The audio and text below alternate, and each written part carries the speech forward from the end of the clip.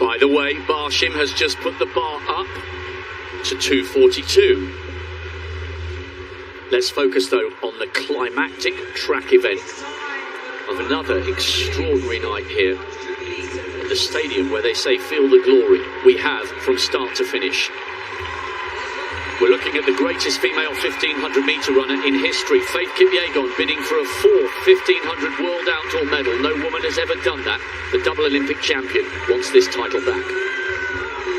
MUIR finished second behind Faith Kipyegon at last year's Olympic Games. Can she get on the podium again? Sofia ENNAOUI, European silver medalist in 2018, a really fast finisher. So too is Gudaf TSEGAY. Bronze last year, over 5,000 metres. She pushed Faith Kipyegon close on their one meeting here earlier this season. Winnie NANYONDO was upgraded, having been knocked to the ground by Sabatini in the semis. She was fourth 3 years ago at the World Champs over the 800. HAILU, just off the podium last year in Tokyo. World indoor silver over the 800 metres. Marta PÉREZ, 4 times a national champion. Sinclaire Johnson, NCAA champion. 7th fastest in the world this year into sub-4 territory. Will it be fast from the start, or will it be a slow tactical race with a big burn-up on the last lap? If it is, Hirut MESHESHA might get in the mix. World indoor bronze and 3rd fastest in the world this year. Cory is the second of the Americans, a former Pan American junior champion. Then Winnie CHEBET, African champion, and 7th 3 years ago. Jessica Hull, the first of 2 Australians, twice a national champion. And GRIFFITH, the Oceanian champion, the other Australian, will be on the outside. Faith Kipyegon will be the favourite. Can she beat Gudaf TSEGAY as she did here on the 28th of May? It was a brilliant race, and she had to run 3:52 to do it. Watch for MUIR of Great Britain, Olympic silver last year, and HAILU and MESHESHA, the other 2 Ethiopians. On your marks. Kipyegon bidding to become the 4th woman to win multiple world titles. The final of the 1500. Now, it's a pretty decent looking start. Gudaf TSEGAY has got a beautifully economic looking style, and MESHESHA trying to come wide, and she's cut up Winnie CHEBET. Now TSEGAY and MESHESHA have gone to the front with Kipyegon in 3rd and MUIR in 4th. We got the answer to the first question. This is not tactical. This looks fast. Yes, we're going to pay attention to that 400-meter mark. See what they're coming around in. Well, you don't often see gaps like this after 300 metres. Gudaf TSEGAY taking them round. The Olympic champion is tracking her, and so too is the Olympic silver medalist. There's a gap of somewhat 10 or 12 metres, 55.1. I'll say that again, 55.1 at 400 metres. There will be some casualties if it carries on this fast. That is an extraordinary pace with which to start this race. All credit to MUIR and Faith Kipyegon for going with it. Can they keep this going all the way to the end?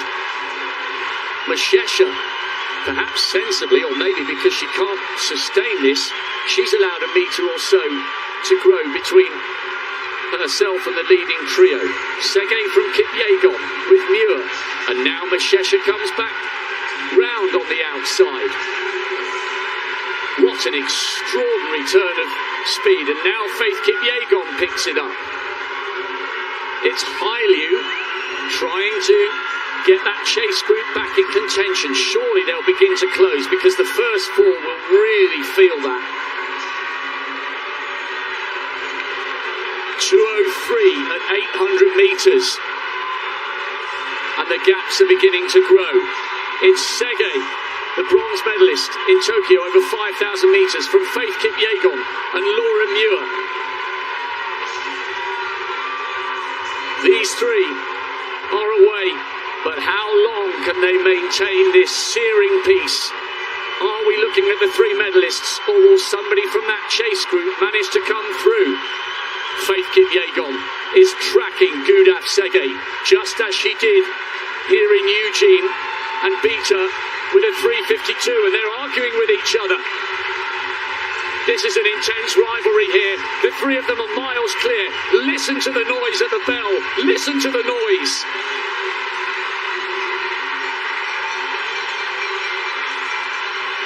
It's extraordinary here.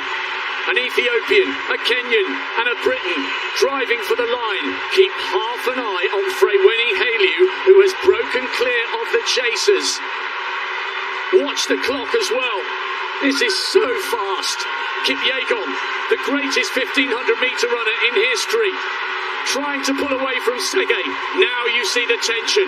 Laura MUIR's working. She's got to hang on, but I think they're okay for the medals. They're still miles clear of the athletes in 4th, 5th and 6th.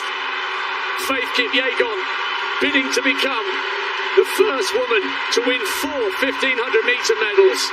This has been utterly extraordinary. It's not far off the world record. She hasn't just taken this title, she's absolutely obliterated the whole field. 3:52.96. TSEGAY takes silver. Laura MUIR might have produced a national record for 3rd. She didn't just sneak that, she absolutely stormed to it. The double Olympic champion becomes the double world champion. And what a way to do it. It was lightning quick from the very start. And when she moved to the front, she was so smooth and so strong and so confident. There was no beating her. She was already the greatest female 1500-meter runner of all time before tonight. And her legacy goes even further now. KIPYEGON at the 1500 is simply unbeatable at the moment.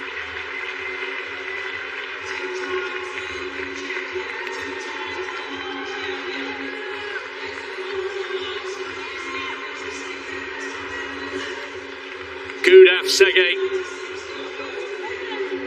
once again comes home runner-up to Faith KIPYEGON, as she did in this stadium. But there was an exchange between the two of them with about 4:50 to go. Cherry Alexander hanging the medal round the neck of Laura MUIR, who hasn't broken the national record, but it's a brilliant run from MUIR. 3:55.28 to go through the first 400 metres in 55.1.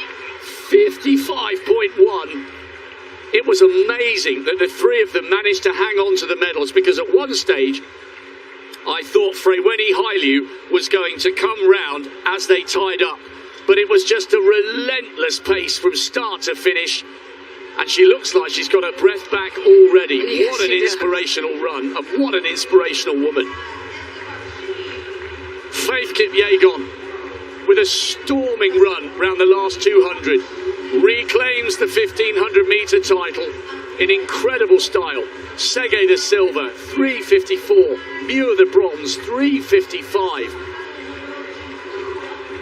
Great global medals for TSEGAY and MUIR, but they were all playing second fiddle to a woman who stored it all up and delivered the champions. I really hope you've been enjoying this World Championship. I really do. We missed it so badly.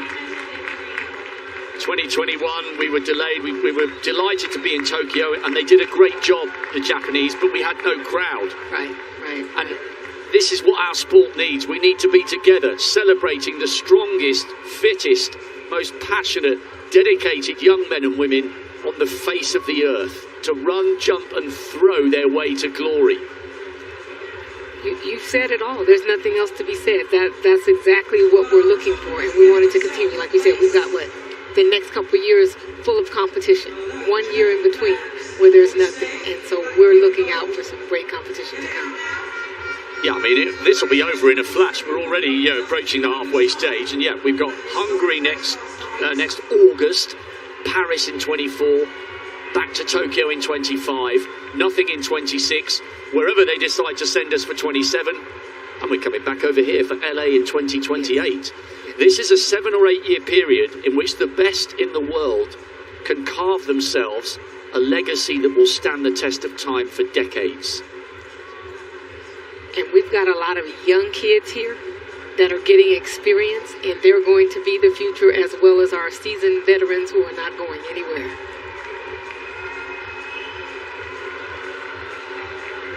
And we finish off. We had to wait for this one because, of course, they were all in action in the 200 metres. So the clean sweep for the Jamaicans, about to be celebrated on the podium. What's I can't, off the top of my head, what would be the time in Jamaica? Because for the UK, it's the middle of the night now, but this is probably quite a good time. Are they a couple of hours ahead? I wonder whether they would have stayed up. Oh, they definitely stayed up. Yeah, hopefully they will have enjoyed the rest of the athletics, and they certainly would have been over the moon with that fabulous silver for Shanika Ricketts in the women's triple jump. So if you are watching in Jamaica, now is the time to raise a glass of something cold. And I tell you what, you might be doing so again with some of them, all of them, for the 200 metres. They're all safely through to the semi-finals. And we will savour this moment, as will everybody, on an incredibly beautiful, proud Caribbean island a few thousand miles from here. I can't get over tonight. I really can't. It's been crazy, absolutely amazing. Bronze medalist representing Jamaica, for the first time in her career, the four-time individual Olympic champion gets her hands on a World Championship medal at 100 metres. Elaine Thompson-Herah, 10.81. Very close on the far side with her compatriot. She just couldn't quite match the explosive speed of her long-term rival, as she did in Tokyo 12 months ago. Thompson-Herah on the podium again. Representing Jamaica, Sharika Jackson. She won the Jamaican champs over the 100 metres, and I'm really pleased she's smiling, because she said in the mix zone she hasn't come here to make up the numbers, she wants a gold. Well, maybe her best chance is in the two. 10.73, out-dipping Thompson-Herah. The bronze last year, she's upgraded one place here and done it in style. Sharika Jackson, part of this triumvirate of excellence who just keep on delivering. Representing Jamaica, the only athlete in history to win 4 individual Olympic medals at 100 metres, becomes a 5-time world champion over 100 metres. Her longevity, her talent, her passion and her drive are an inspiration for all.